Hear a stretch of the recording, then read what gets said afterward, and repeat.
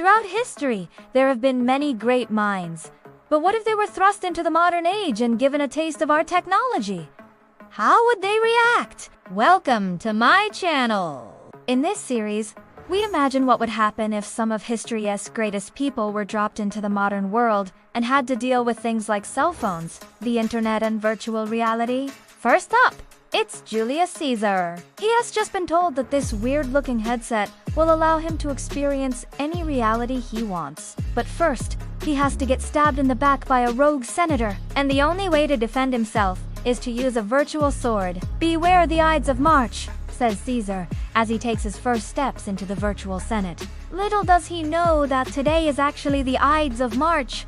So when the other senators close in for the stab, he swings his virtual sword and accidentally beheads a guard. Pandemonium ensues as the head of the virtual guard flies off and lands on the lap of a senator. The other senators are now charging at him with their virtual swords drawn. Caesar stumbles around, flailing his arms and legs wildly, trying to avoid their attacks. He manages to stay alive for several minutes, but eventually gets cornered and overwhelmed. "I yield," he cries out.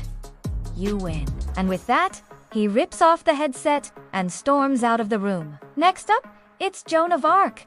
She's just been told that this weird-looking headset will allow her to see the future.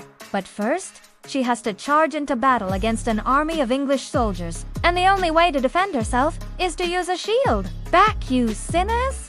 she cries out as she raises her shield and charges into the fray. As she ducks and weaves, suddenly, her vision goes black, and the headset steals her vision. She shrieks as she falls to her knees. The battle rages on around her, but she can't see a thing. "Help me," she whispers, reaching out for a hand that never comes.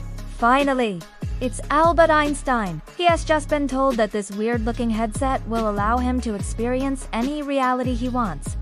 But first, he has to figure out how it works. So he puts the headset on and closes his eyes. When he opens them, he finds himself in a virtual world. He reaches out and touches a tree. It feels real. He looks around and sees a group of people playing a game. He approaches them and asks, "Do you mind if I join in?"